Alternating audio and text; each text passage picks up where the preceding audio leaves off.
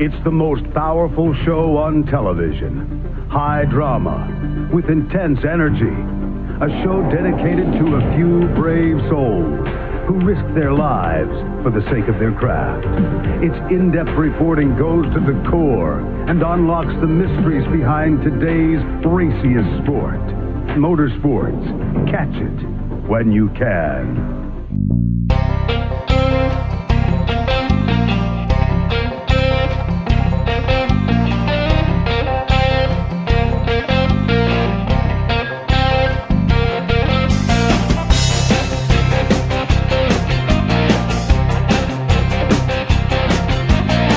Hello everyone, welcome back to Post Tech. Today we move on to episode number 9. We're coming off a pretty darn good weekend of racing at the Phoenix Raceway with the Instacart 500, capping off the weekend of stock car action at the just a little bit over 1 mile oval in Avondale, Arizona. Now let's talk a little bit about the finish. As you recall, Denny Hamlin, Brandon Jones, they were battling for the race lead within the closing laps because they got on that tire advantage. Coming down pit road, that was a brilliant call for those two Joe Gibbs Racing cars and for the Wood Brothers number 21. It was a very smart decision to put on tires at the end of stage number 2. Nobody else did. They just worked with what they had, got their cars to the finish. If anyone would have put tires on at the end of the race on that final caution, like Tyler Ankrum did, as you recall, he had that flat tire. It had to come down pit road. Ankrum put tires on, actually drove his way all the way up to 13th in the final 4 laps under green. That is how much of a factor tires was playing. He was not the final car on the lead lap. I believe 19 cars finished on the lead lap. Ankrum drove his way to 13th, having to get around lap traffic along with it. Anyway, I digress. You recall that those two had checked out above the field. They were racing each other. Here comes Brad Keselowski, the 88 car. Hamlin and him have ran into each other multiple times throughout the year. This time, however, it was incidental. Obviously, Hamlin was very frustrated with it when it happened. Why wouldn't you be? You'd obviously think it was intentional. However, Brad Keselowski had already been damaged severely with that accident with Ryan Newman much earlier in the race. He was just trying to get out of the way. Combine that with having tires that were about 50 laps older, there was no way that 88 car could have got out of the racing line in time with how fast the 11 car caught up to him, because he caught him in a bit of an awkward area, the center of turns 1 and 2. He didn't catch him coming into a corner, didn't catch him coming off. He caught him right in the center, so that kind of set things up poorly. Then you have the 20 car Brandon Jones challenging Hamlin for the race lead in the closing 10 laps, so he's pressuring the 11 car to dive into the corner, and it just ended up kind of running the 11 car out of room. He makes contact with the 88 car, shoves him entering turn number 3, which is what led ultimately to the final caution. That rear bumper bar came out of the 88 car because it didn't have a bumper cover, so crap was just going to fly out of it if anyone touched that race car. Now, granted, Keselowski put up a little bit of an extra fight because he was trying to stay on the lead lap, but it wouldn't have been that much of a battle. At least I don't think Keselowski wanted it to be. And then the place where Hamlin caught him, straight down the back straightaway, Hamlin has a 20 car Brandon Jones on his inside and the wall on his outside. So there was really nowhere for Hamlin to go. That's why he shoved the 88 car into turn 3. He felt like he was getting held up when ultimately he just wasn't given a place to pass. That was just kind of how they ran out of real estate. So there was no call by NASCAR's officials on the number 88 team, even knowing that Hamlin and Keselowski are both placed under probation because they ran into each other at the All-Star race. That was seen as completely incidental between those two. Fortunately, they currently have an understanding of what happened there. Hamlin obviously was frustrated when it happened, but obviously that went away after we got the closing caution because, the 20 car Brandon Jones passed him. Hamlin saw a way to get back into victory lane. So by that point, once he gave Hamlin another shot at the 20 car, I bet you he forgot about the 88 car Keselowski anyway. So it was incidental. It's settled there. Obviously, if they run into each other again, they're going to remember this, even knowing it probably shouldn't matter anyway. But when two drivers are in a semi-rivalry, fortunately it's cooled off over the last couple weeks, but when you're still in this period of animosity, I guess you could say, any small accident that is potentially on the aggressive side is going to lead to a fight. It's just how it happens. But if these two do get into a fight, they'll both be suspended. So it definitely won't benefit them, I'll say that. So another bit of controversy at Phoenix Raceway was the number 77 car of Justin Haley. He got involved in an early race accident where he was turned into the inside wall by the 95 of Harrison Burton. Well, he was slow for pretty much the majority of the race. However, every single time they would catch that 77 car, it was at an inopportune time. It really all came to a head on the dogleg front straightaway when the 6-car Ryan Newman made contact with him. However, they were making the racetrack as wide as humanly possible, and they trapped the 77 car up by the top, and there was the 6-car of Newman as well. So really, there was nowhere to go every single time that 77 got in the way. It was very similar to the situation Keselowski boxed Hamlin into. The 77 was always trapped between lead lap cars on his inside and the wall on the outside, so where do you expect him to move? It wasn't exactly a very good situation for Justin Haley to be in, which is why the sanctioning body made no call on it. He was, in fact, making minimum speed, and believe it or not, he finished the race.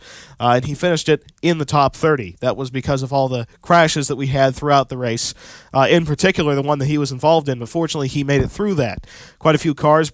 Kyle Busch, mainly, that was the big story out of that, dropped out of the race in that accident. As you can tell, that 18 car has not exactly been having a very good stretch recently. Even though when they got the win at Texas, they had that early season rivalry with Clint Boyer. It looks like that's kind of faded away at this point.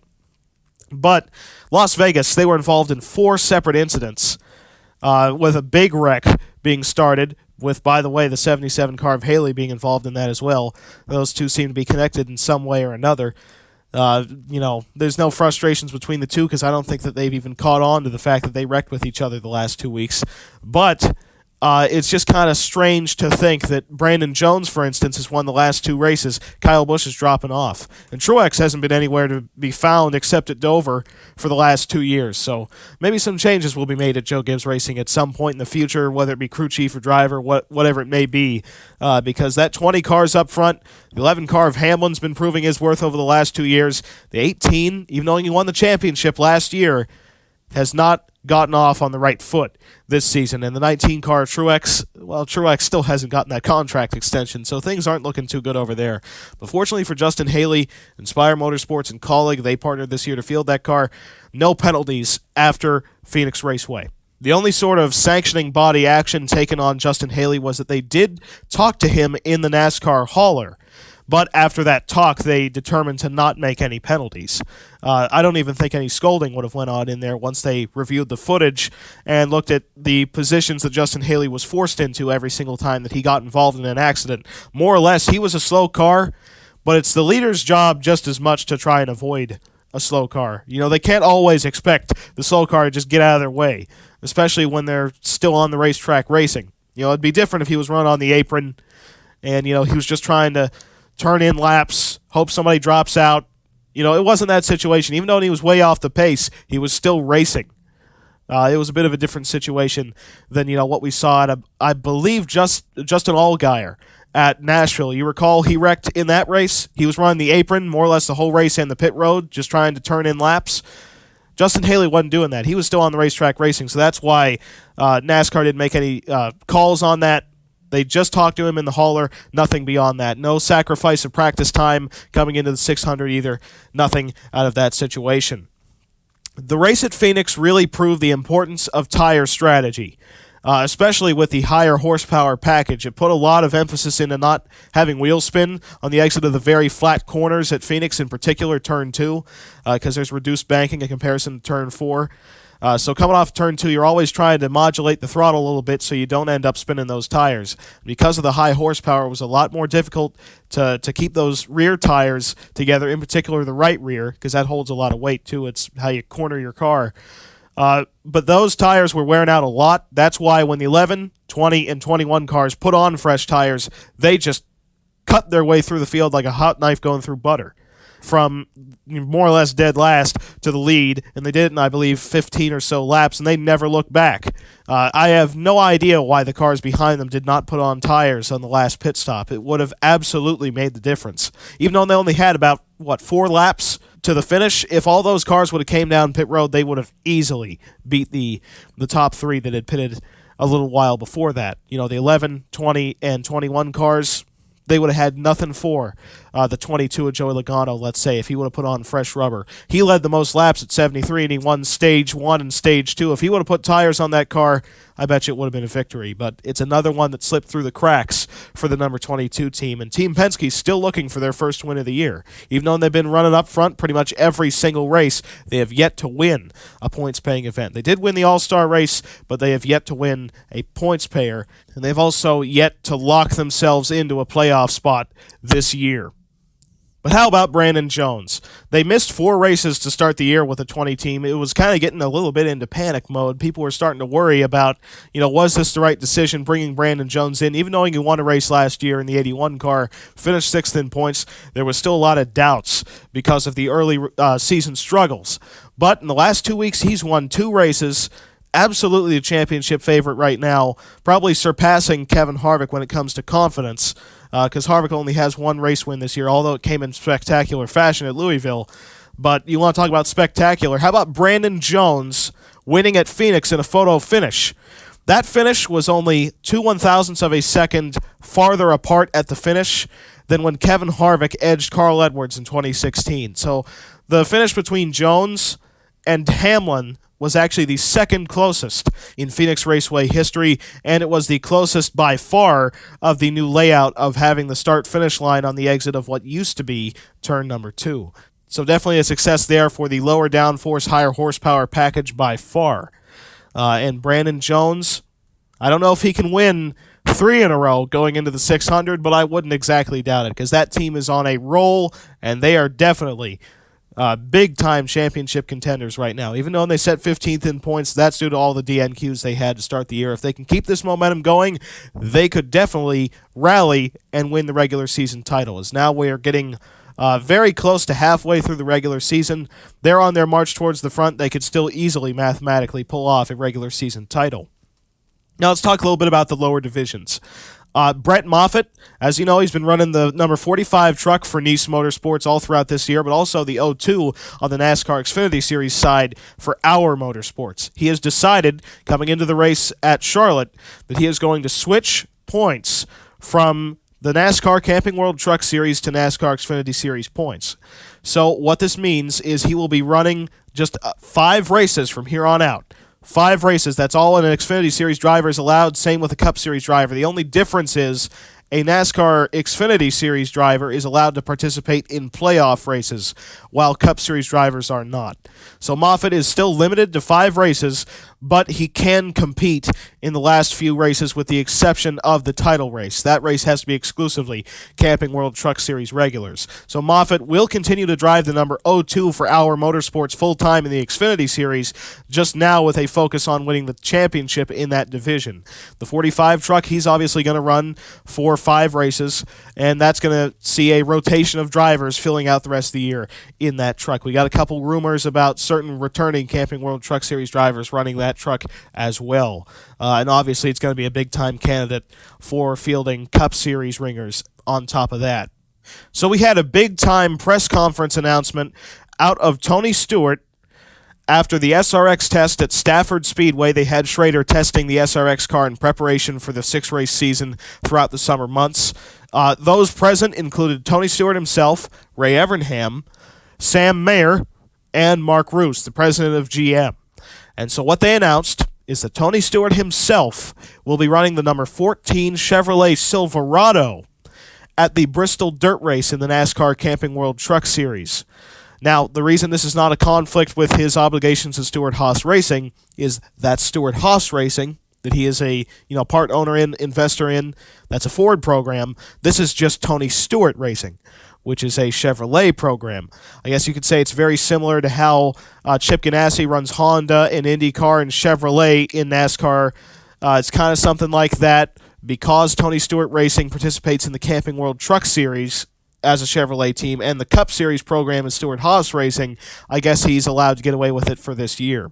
And so on top of Tony Stewart running the Bristol Dirt Race, they also announced that Sam Mayer, once he turns 18 years old, Mayer will be running that 14 truck at all of the Speedway races that coincide with NASCAR's Xfinity Series. He will obviously be getting the number 57 for Henderson Motorsports on the short tracks if they need to fill out any more races with that program, or perhaps they could run the 14 truck in more events. Just fill out the short track races that Xfinity runs with the Camping World Truck Series, with Mayer running for TSR instead of the 57 for Henderson Motorsports. But still, this is a big deal for Tony Stewart Racing. Going from just a sprint car program, tremendous amount of success in World of Outlaws, 410 sprint cars, stuff like that. Now they're moving into the Camping World Truck Series with an operation as well. Sam Mayer's going to run majority of the season. Tony Stewart's coming back. It's been a long time since he's ran a Truck Series race. Wasn't it 2003 when he ran for Andy Petrie? I recall he even DNQ'd for a race in 2005 at Richmond. There was a lot of competition in the Truck Series back then. But anyway, I digress. This announcement makes you wonder a little bit about Stewart-Haas Racing on the Cup Series side. As you recall, Clint Boyer was running pretty good, had that flat tire. Now, that was just bad luck, but he couldn't recover from it. Kevin Harvick was doing relatively okay. He was running around 29th for a lot of the beginning portion of the race. Once the wreck started to happen, once the restart started to get more consistent, he was carving his way through the field, made it up to, I believe, 7th, before he just kind of got mired in there. And once the tire strategy came in, he just kept dropping back. Cole Custer and Eric Almirola, once again, had completely silent days. Absolutely never spent time up front and just did not have a good run going. So you have to wonder if this may have something to do with that announcement. Maybe Tony Stewart was distracted a little bit. He normally has a big-time presence at the racetrack with his teams. He probably was thinking about this announcement more, potentially. Tony has always been good about juggling tasks, when it comes to running multiple races. When he was, a consistent driver, full-time driver in Cup, he could go and run, 3 sprint car races the same weekend if he wanted to. However, that may have had something to do with the performance of Stewart-Haas Racing. I'd expect that they would be back to normal at Charlotte. But if they're not, this is a prime opportunity for Brandon Jones to take advantage of Kevin Harvick's weaknesses. Let's just say that. Because theoretically, if they trap Harvick in a swing of bad enough races, they could do to him what happened to Truex back in 2019. As you recall, he dominated the year. First round of the playoffs, after winning 6 races in regular season, first round gets eliminated with 2 wrecks and a blown engine.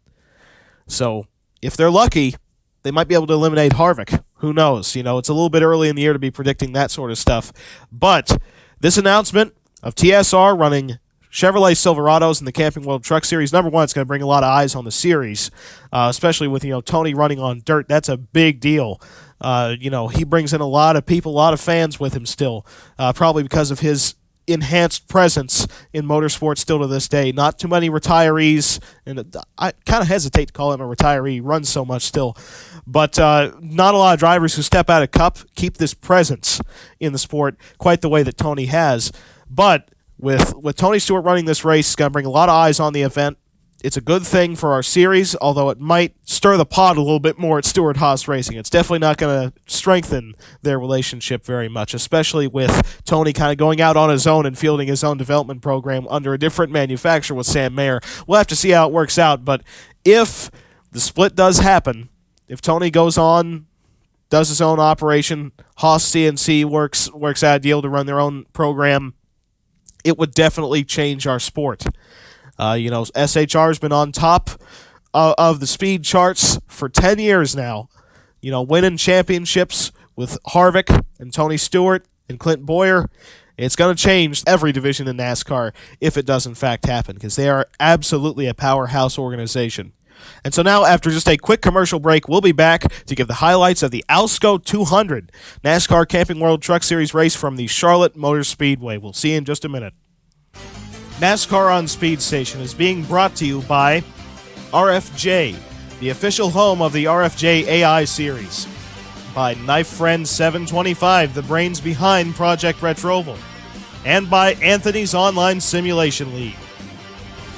Welcome back, and before we get on to the race highlights of the Alsco 200 from Charlotte, I gotta give you the race analysis. So the race took place over the course of 134 laps, with stage number 1 ending on lap 30 and stage 2 ending on lap 60. And so now, let's christen this race with our intros.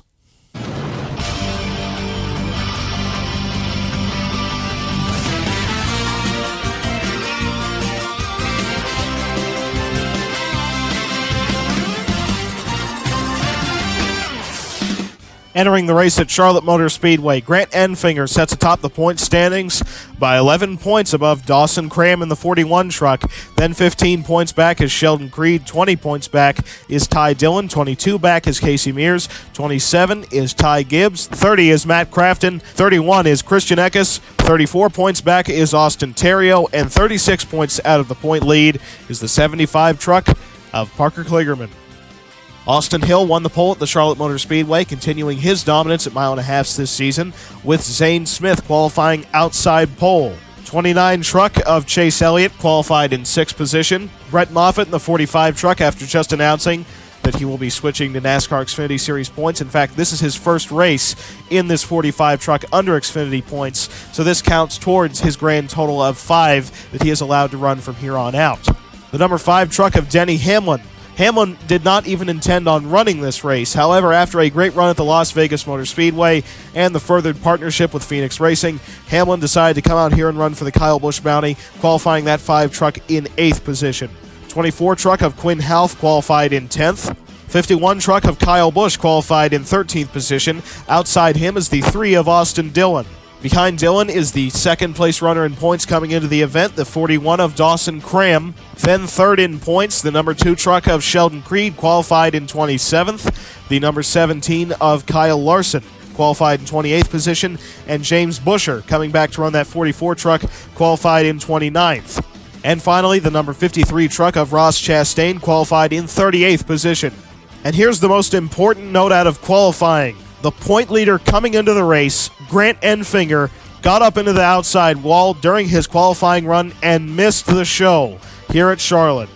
Most likely because of the added amount of Cup Series ringers due to this being a Kyle Busch bounty race. He had no one to fall back on after his mistake. So he gets up into the wall, qualified outside the running order, and did not make the race. But even stranger, the number 99 truck of Ben Rhodes, his teammate, also missed the field. So very bad luck for Thor Sport. The number 88 of Matt Crafton qualified in 37th, just barely making the field. But ironically enough, their worst truck this year, the 13 of Johnny Sauter, qualified in 16th position. That's their best qualifying run of any of the trucks that made it. So Thor Sport really needs to work on their mile and a half qualifying program. The 16 truck of Austin Hill got the jump on the field on the start of the race, and believe it or not, he did it without any pushers from behind, as the 12 truck of Christian Eckes spun his tires on the start. On the first lap of the race, the 19 truck of Derek Kraus pushes on the exit of turn number 2 and gets up into the outside wall.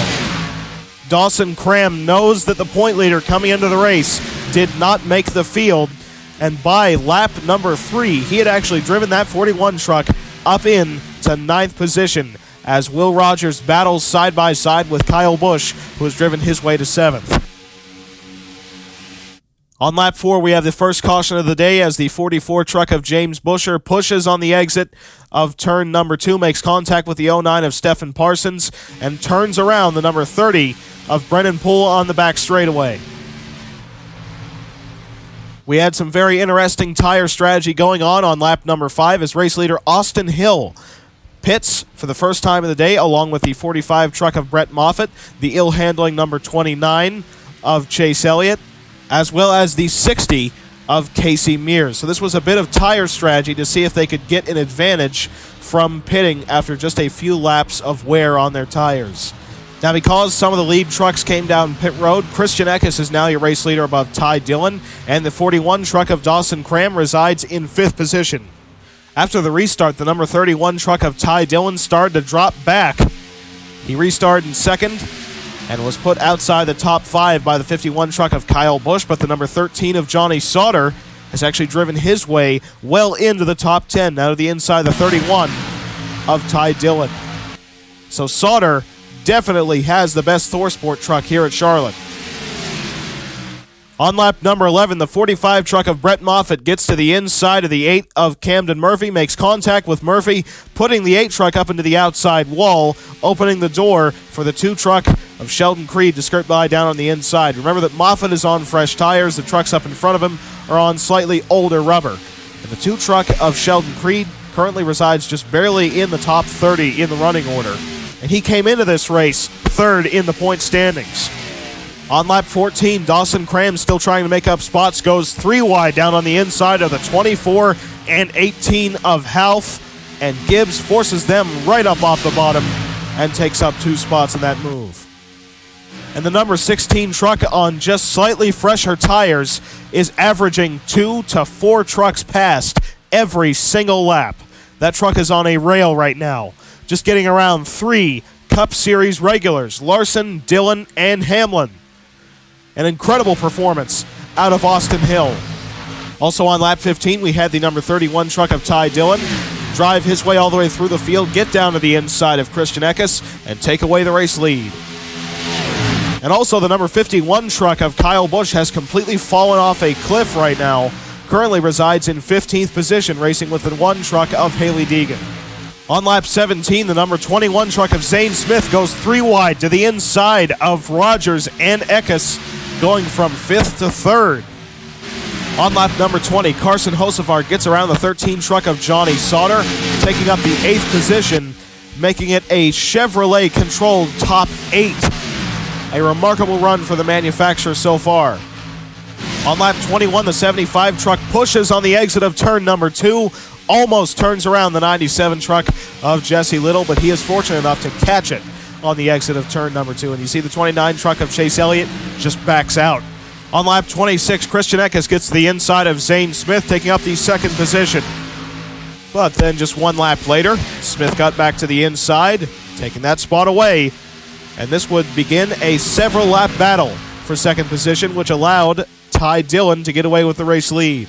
Because just 1 lap later, that number 12 truck was back to the inside and took up the 2nd position with the 16 of Austin Hill racing his way all the way into 5th position. And then Ty Dillon took the white flag in stage number 1, 16 truck of Austin Hill to the inside of the 55 of Majeski.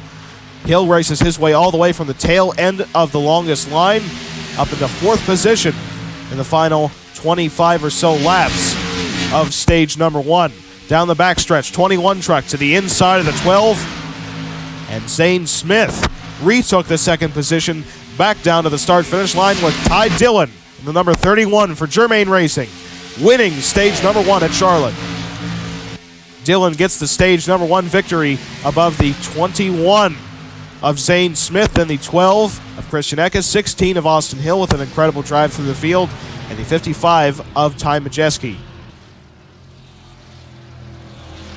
On lap 32, we had pit stops with a very interesting situation on pit road. 31 team gets a slow stop, and as you can tell, this starts a bit of an accordion effect as the 12, 21, and 31 trucks are all trying to come off pit road at the same time. 16 truck is up in front of them. Smith makes contact with the 16, then the 12 makes contact with Smith, which then allows the 31 truck to skirt by back into the race lead.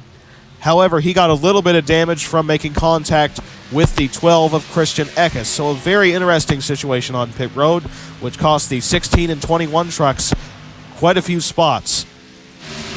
Lap 35, the 41 truck of Dawson Cram got the jump on the restart to take up the 2nd position off the 12 of Christian Eckes. But then quickly, the 40 truck of Will Rogers got down to his inside to take up the 2nd position through turns 3 and 4. Then on the front straightaway, Kyle Busch went side by side with Will Rogers down into turn number 1. He's got a little bit of help coming from his teammate Ty Gibbs, and Busch took up the 2nd position. But it did not take long for Ty Gibbs to get to the inside of his team owner. Gibbs on lap 37 takes away the 2nd position off Kyle Busch. Brett Holmes actually put the bumper to the 51 truck, allowing Timothy Peters to go 3 wide on the inside to take up 3rd in the 87 for Nemco Motorsports.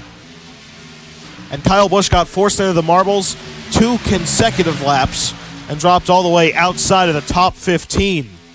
Currently, the best Cup Series ringer in the field is the number 24 truck of Quinn Half, who resides in 3rd position.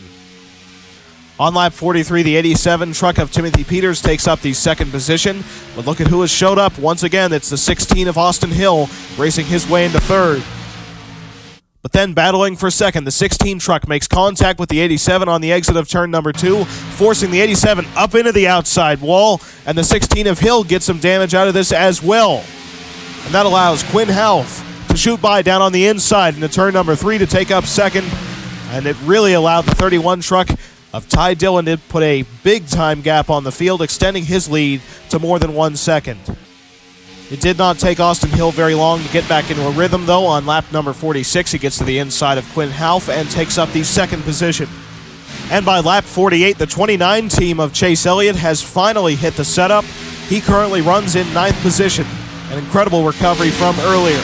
Also, the 25 truck of Michael Self resides in 10th. You want to talk about recoveries, how about the 53 truck of Ross Chastain, who currently resides in 6th position. Then on lap 48, the number 44 truck of James Busher is still pushing. This time makes contact with the 15 truck on the front straightaway, spinning him around. Then a vicious hit for both the 11 and 15 trucks, with the 11 truck going upside down on the front stretch. Getting hit by Camden Murphy and ending up on his roof. And here's the impacts in slow motion. 15 truck gets hit by the 30 in the driver's side door. Fortunately, no injuries out of this one, but it does knock that 15 truck into the air. 8 truck makes contact with the 11 of Spencer Davis, turning him upside down, right up against the wall. The 52 truck of Stuart Friesen got a lot of damage out of this as well. Looks like Austin Wayne Self might have actually slowed up in time. Todd Gilland involved in this. Carson Hosefar in the middle of it. And here's the onboard on the number 15 truck of Tanner Gray.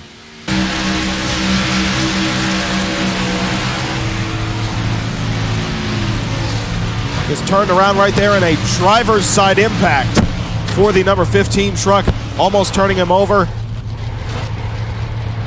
Very fortunate to be uninjured after that one.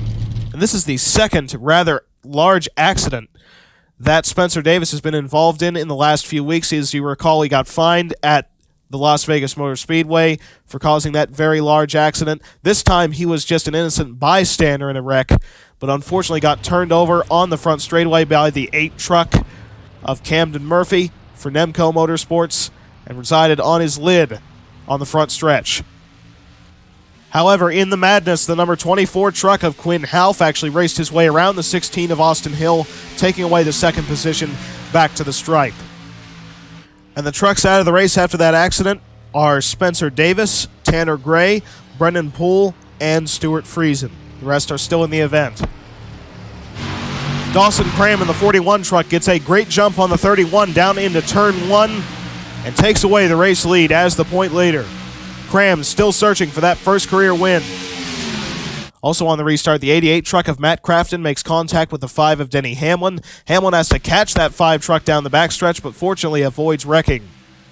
Also at the end of lap number 54, the 23 truck of Brett Holmes got to the inside of the 41 and took away the race lead.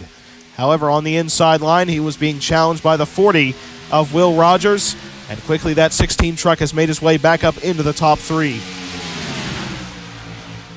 And on lap 56, Austin Hill got to the inside of Brett Holmes and took the top spot away. As you recall, these two battled quite a bit at Las Vegas, and now Hill out front once again.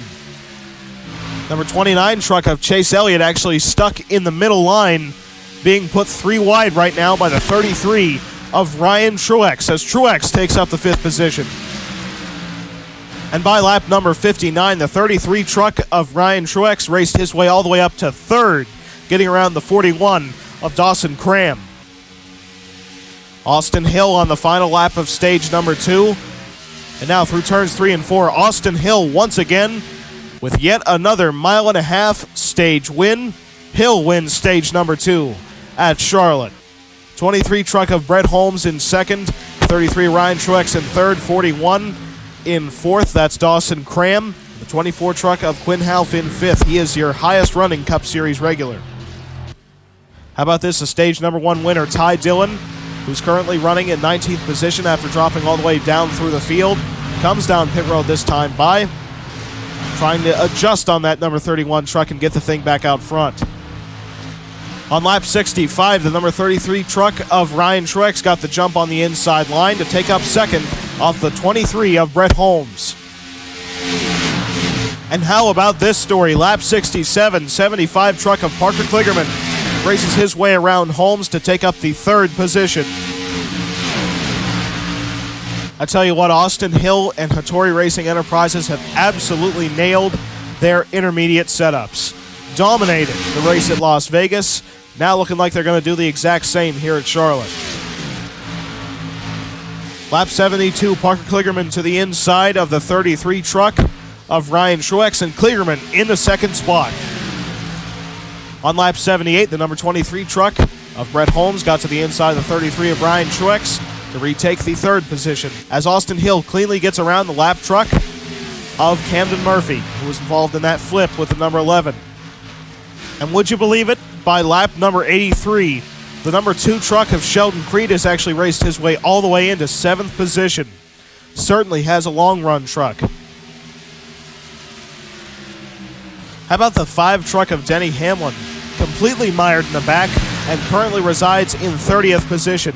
Also, we have the 21 of Zane Smith, who has still never really recovered from that damage that he suffered on pit road and that scramble to try and beat the number 31 truck. Very far in the back right now, running for around 35th position. And the 09 truck of Stephen Parsons, who is Denny Hamlin's teammate, resides in 36th. You want to talk about Cup drivers struggling? How about Kyle Busch? The number 51 truck currently runs in 14th position. How about this number 75 team, Henderson Motorsports? They don't have the most money on earth. Right now, they're not beating the 16 truck of Austin Hill, but just think about all the competition that they are beating. Residing in second place, they are beating a great majority of Cup Series contenders, including the defending champion of NASCAR's Cup Series, the 51 truck of Kyle Busch, as well as the 29 of Elliott, the 24 of Quinn Half. A tremendous amount of talent in this field.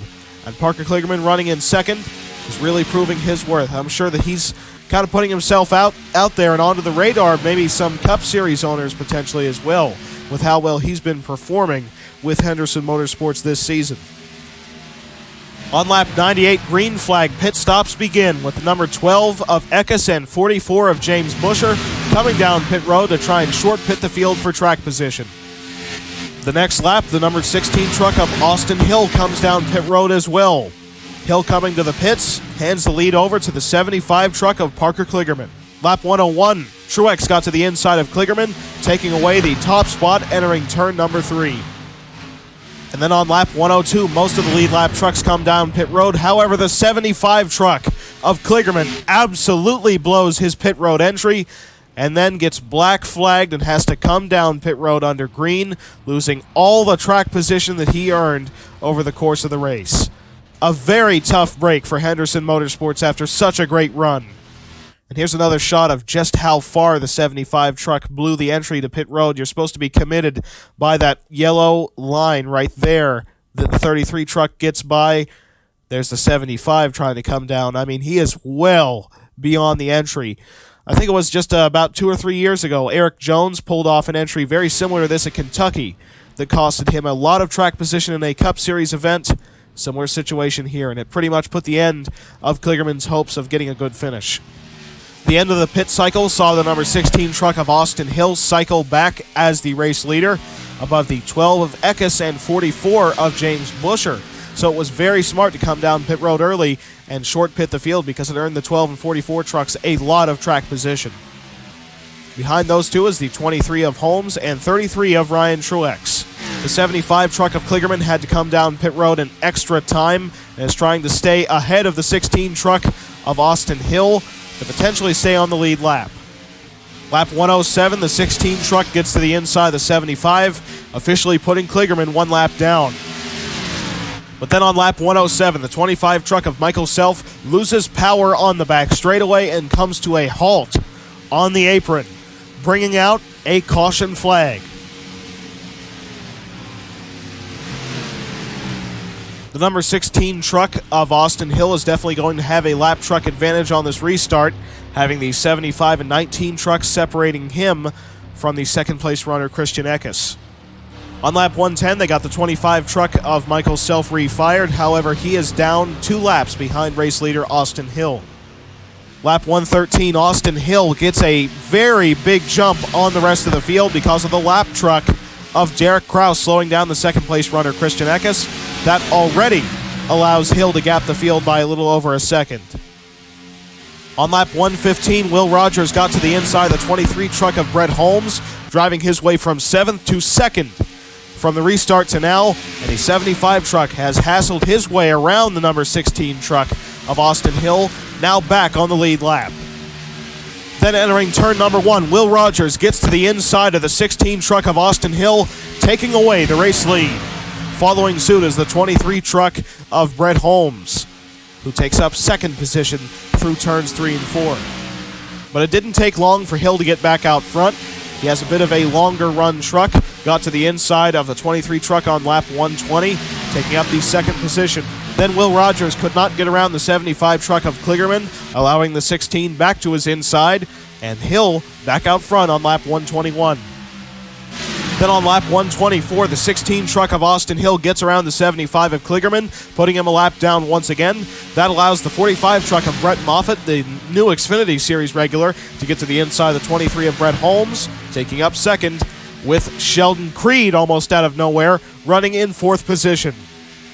Then on lap 125, we get a very late race caution as the 21 truck of Zane Smith makes contact with the 46 of Chandler Smith on the exit of turn number 2, turns him down to the 24 truck of Quinn Half. Half up into the outside wall. The 12 truck gets forced down to the inside wall, then the 46 gets turned around, which ultimately brings out the caution. And he makes slight contact with the inside wall as well. And for this final restart, the 16 truck of Austin Hill still has a lap truck advantage by having the 75 separating him from the second place runner, Brett Moffitt. The green flag came back out with just 5 laps to go, and the 45 truck of Brett Moffitt got to the inside of Parker Kligerman with a straight shot on the number 16 truck of Austin Hill. He had the momentum down the back straightaway to try and make a move on the 16 truck into turn number 3, but decides to back out and wait in line. However, not taking the opportunity to make that move on the 16 truck really cost the 45, because Austin Hill was able to keep that 45 truck in his dirty air with the white flag now waving. 31 truck to the inside of the 23 going for third position.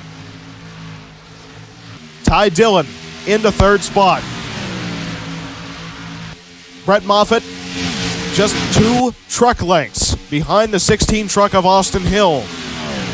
And through turns 3 and 4, even knowing Hill once again started on the pole, he at least had to earn it. On the exit of turn number 4, Austin Hill wins his second race of the 2021 season, taking home the victory in nearly dominant fashion in the Alsco 200 at Charlotte. An impressive win by Hattori Racing Enterprises once again. And surprisingly, the best Cup Series ringer in the field was the 3 truck of Austin Dillon, passing the 51 truck of Kyle Busch on the outside line, coming back to the checkered flag. Dillon brings the 3 truck home for Anderson Germain Racing in 8th position.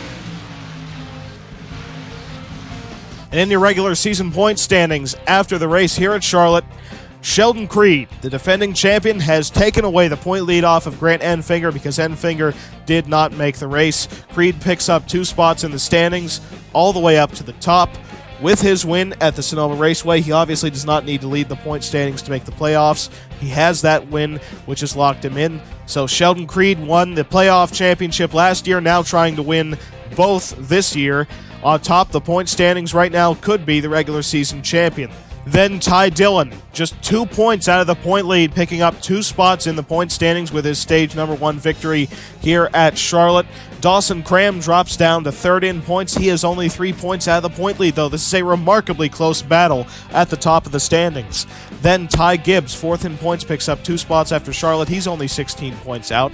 As well, 16 points out is Grant Enfinger, who lost 4 spots in the standings due to his DNQ here at Charlotte. Kind of ironic that also last week's winner, Ben Rhodes, did not make the race either. He dropped down 2 spots in the standings to 13th.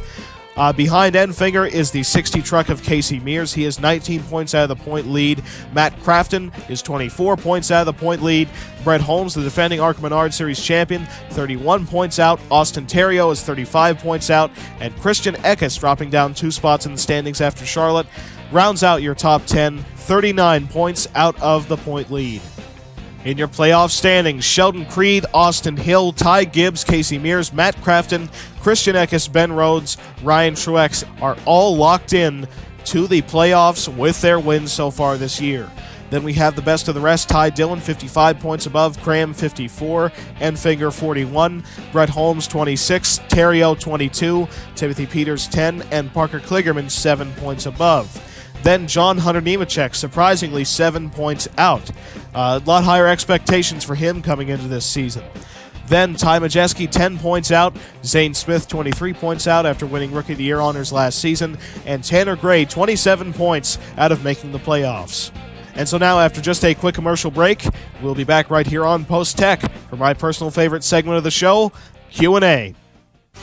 NASCAR on Speed Station is being brought to you by RFJ, the official home of the RFJ AI series.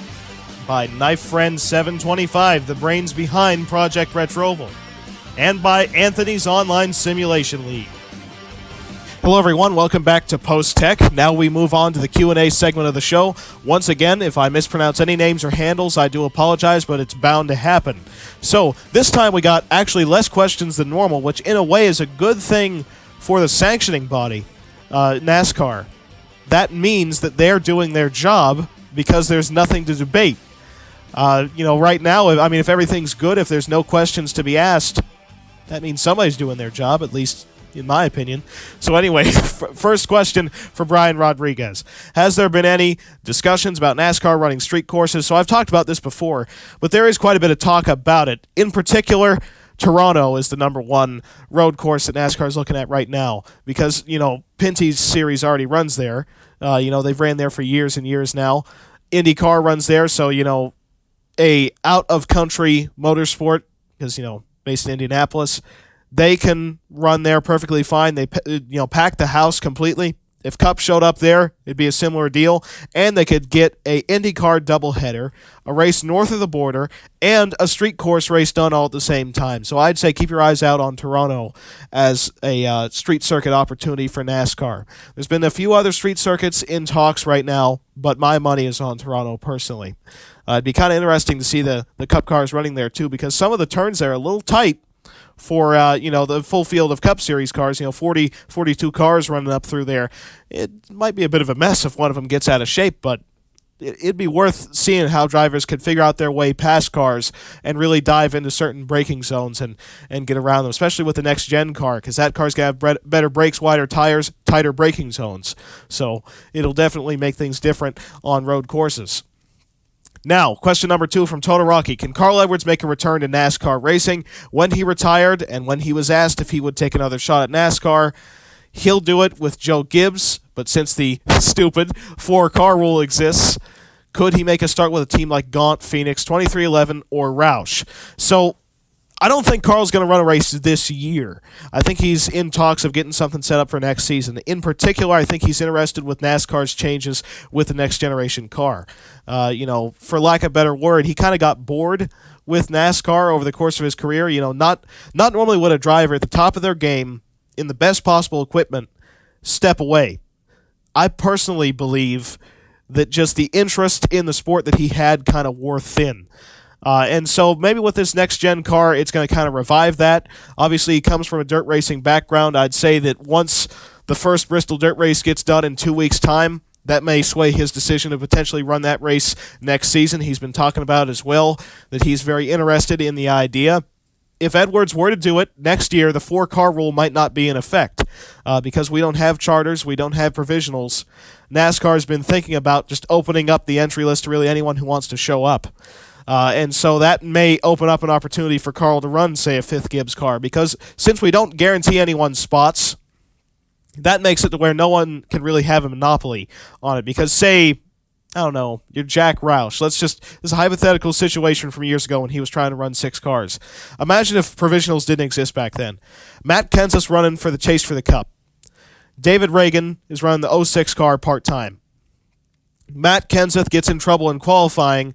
06 car, David Reagan knocks him out. Kenseth's out of championship contention with a DNQ. David Reagan's in the race. See, that's the kind of stuff that would happen now if you tried to run too many entries for what you could handle.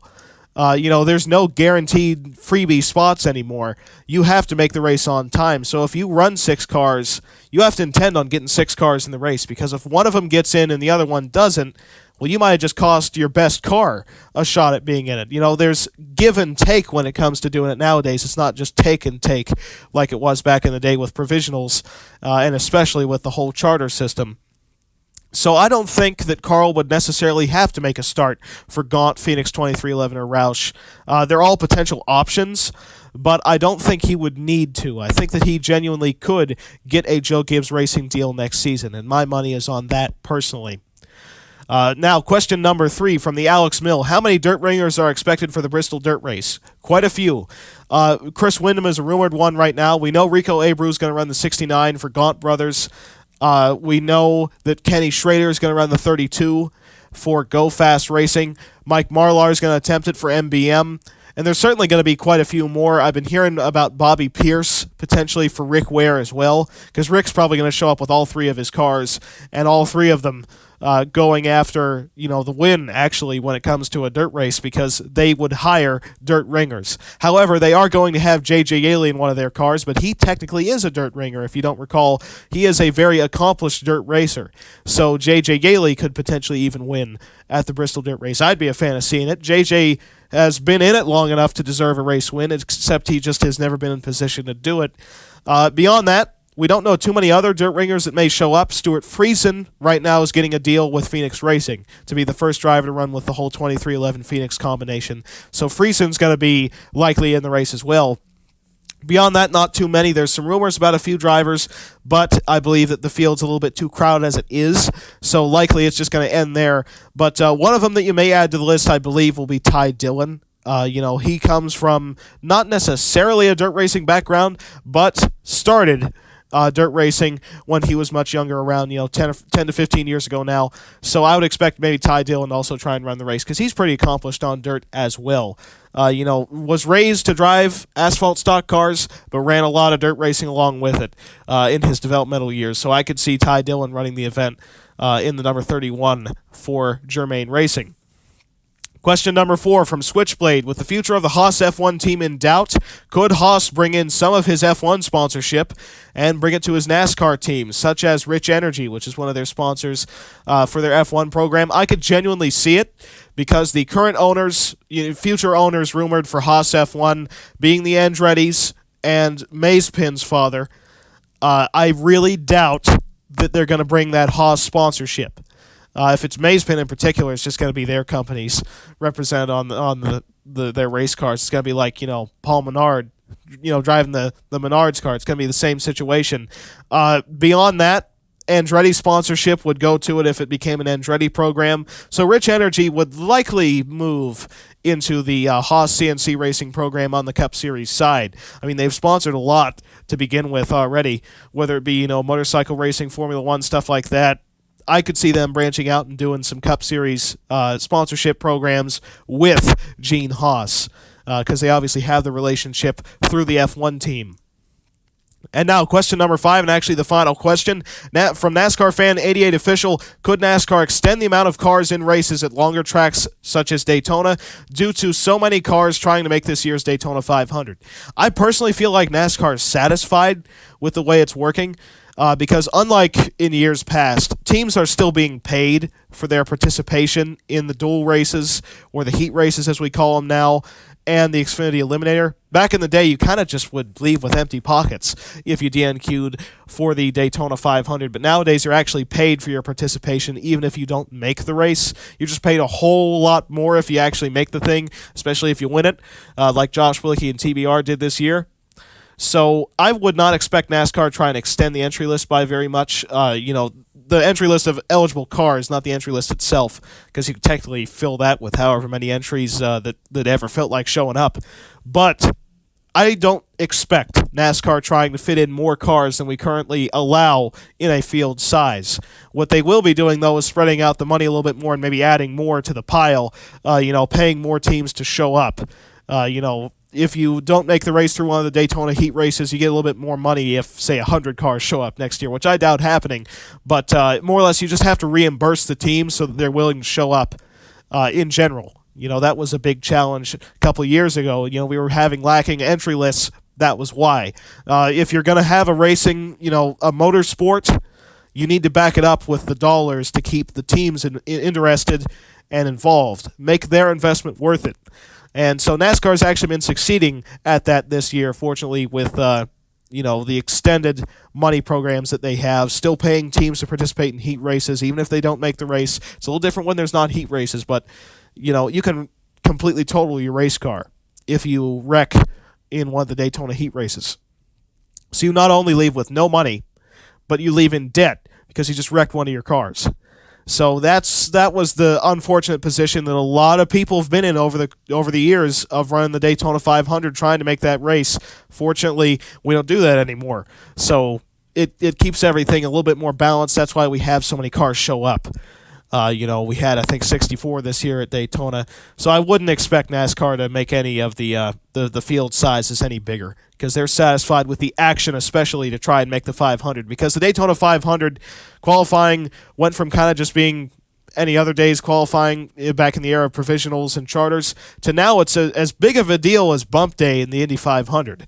So, and unlike Bump Day, this is cars running together in pack racing, going for the final few transfer spots. So it is a spectacle unlike any other. I feel like NASCAR is satisfied with the product so far. If something happens, say the next-gen car becomes massively expensive and we start losing entries, then maybe NASCAR would start to make the field size larger just to compensate for that, give them more money as they go, but I don't expect that happening because the next-gen car should logically be cheaper with all the current upgrades that they plan on putting into that car. Should drop a lot of the cost off that we see right now, most importantly with the spec chassis from Dallara. And so, folks, that pretty much does it for episode number 9 of Post Tech. We hope that you enjoyed it. The next time you'll be seeing us, we'll be out at Charlotte Motor Speedway for the Coca-Cola 600, longest race of the year on the Cup Series side, and it is the third Drive for 5 race. If you win 3 out of the 5, you get the $1 million bonus, much like the Winston Million years ago, except this one's a little easier to win. Not quite like the No Bull 5 program. That one was a little bit too easy to win, in my opinion. Too many people won that. I think like $13 million got spent on that program. However, with this, you need to win 3 of the 5 races. The 5 races being Daytona 500, Geico 500, Coca-Cola 600, which is coming up, then the Brickyard 400 and the Southern 500. Those are the races being part of this program. It's a lot like how we have the Triple Truck Challenge, Dash for Cash, and then Drive for 5. It's just how it's been planned out by NASCAR. It's a great program. The only thing about this year is the 2 drivers eligible for the prize at this point is Josh Bilicki and Brennan Poole, because they're the winners of the first 2 Crown Jewel races this year. So I doubt either of those 2 going to victory lane at Charlotte. Poole won't be there likely, and Josh Bilicki is probably going to struggle again. TBR isn't getting any help from Hendrick this upcoming race. And so we'll be seeing you under the lights out in Concord, North Carolina at the Charlotte Motor Speedway for all the action throughout the full Coca-Cola 600.